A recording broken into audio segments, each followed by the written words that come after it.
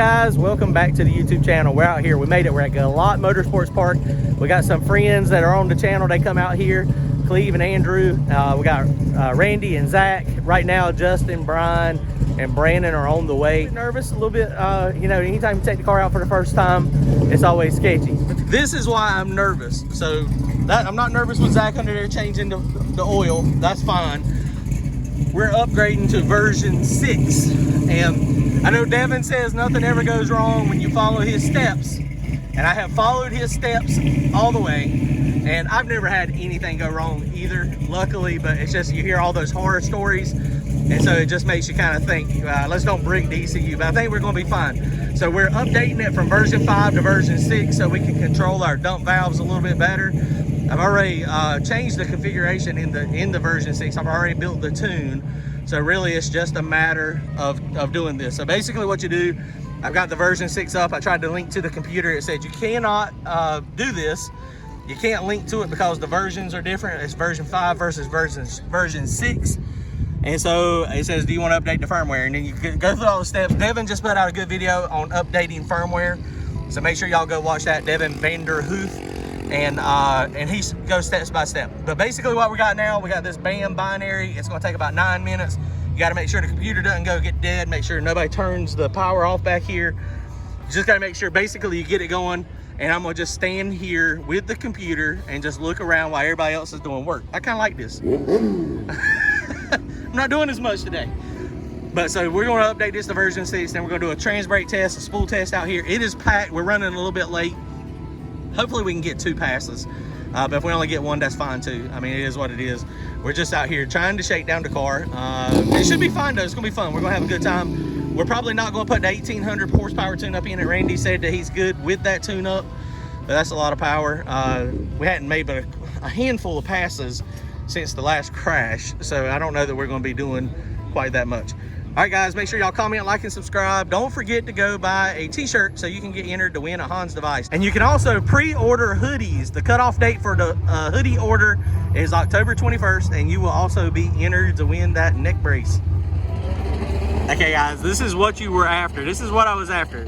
The update was successful, so it's always stressful doing this at the track. I know a lot of people do it all the time and not have any issues, but we didn't have any issues today, so it looks like we're good.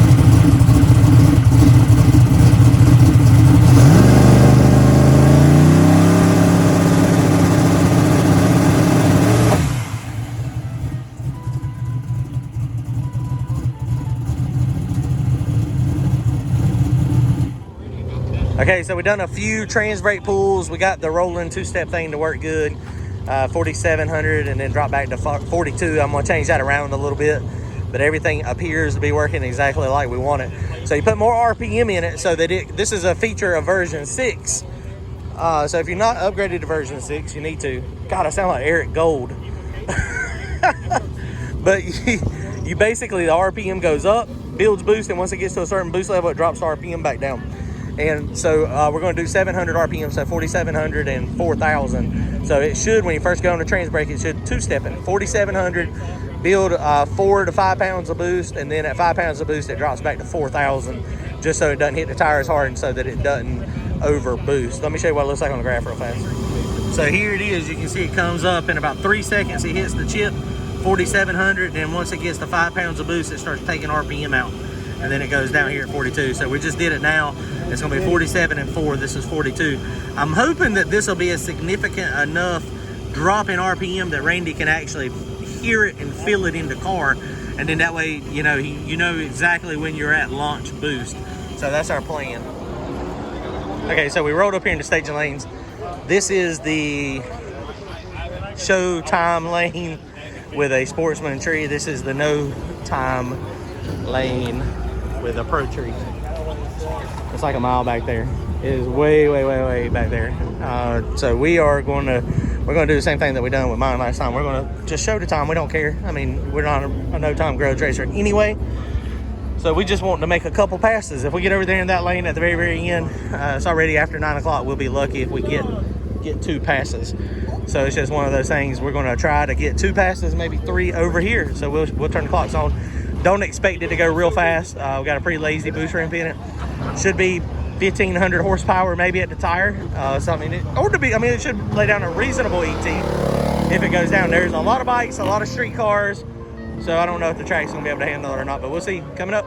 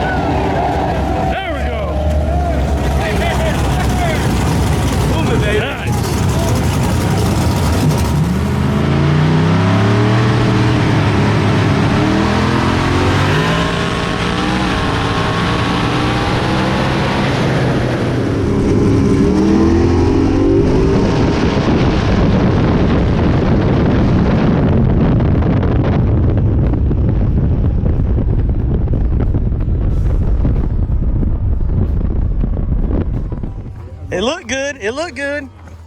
Does slip look good? Somebody get slip? Come on, our slip looks really well. They're repeats about what you expected. All right. When you do go, I see your soul come out of the car and then come back up with the car.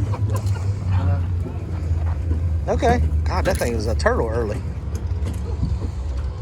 What's the point leaving the Randy? That's not. Well, we left. And then about 60 feet or 30, 40 feet out, it was like, oh, we're leaving again. Hey, that thing's got some potential.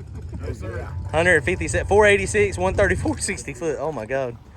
All right, let's try to turn it around real fast and we'll try to get up there and make one more pass.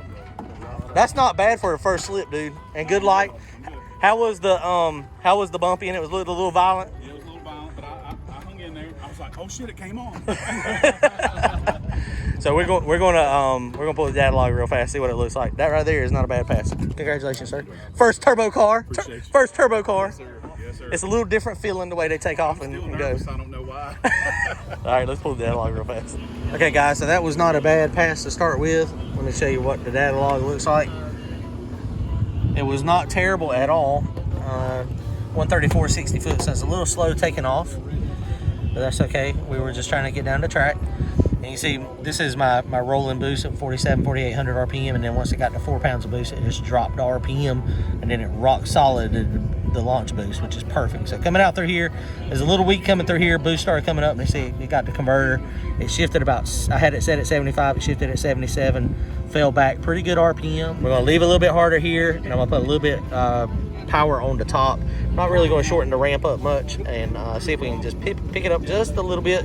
I mean, went a 134 to the 60 foot. So 134 to the 60 foot is pretty slow. I mean, realistically. So, I mean, if we can make it go 120, we want to be able to go 440s today on our second pass. That's my goal with this next pass, 440s, 450s. Let's see if we can make it happen.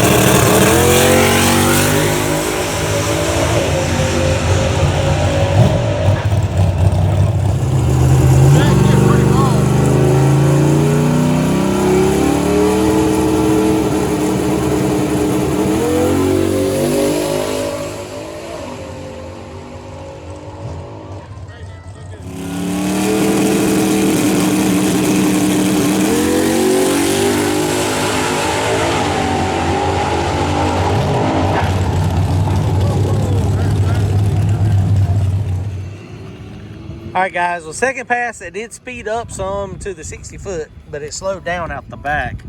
I'll show you what it run real fast.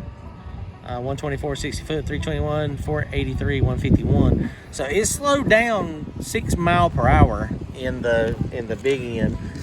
It's kind of weird though. So we got a couple things we're fighting. It looks like possibly the transmission cooler line pressure, which that's how that determines how hard the converter locks up. It's kind of low. We got to get up with Mark Mickey. He's in Georgia now, so it's probably gonna be a little while before we get in touch with him. So we got to make sure that's good. It may be a little low on line pressure, so we may have a jet or something that we need to change. But it could be that the something is up with the converter stator. But I don't know if it is or not, because when you look at drive shaft data and RPM are pretty close together. So that means the converter is locked up 1-to-1 almost. So we only got a big gear in it from the blower. It's got a 14 gear in it, so that may be way too much gear. So we got I think he says he's got a 370 and a 390 gear. So we're probably going to put that 370 gear in it. We're going to talk to Mark Mickey and see if we can figure out, what exactly is good transmission cooler pressure. The line pressure in the transmission is like 200, 210, I think it was. So, I think we're fine there. I think it's just the line pressure. It's spooled up a little slow that time. We checked all the rock arms. All the rock arms were good. Pulled a couple plugs. Plugs look good. It's just one of those things. It did make more boost. It made 24 pounds of boost versus 21. But you can see the boost graph is not nearly as smooth as it was the first time.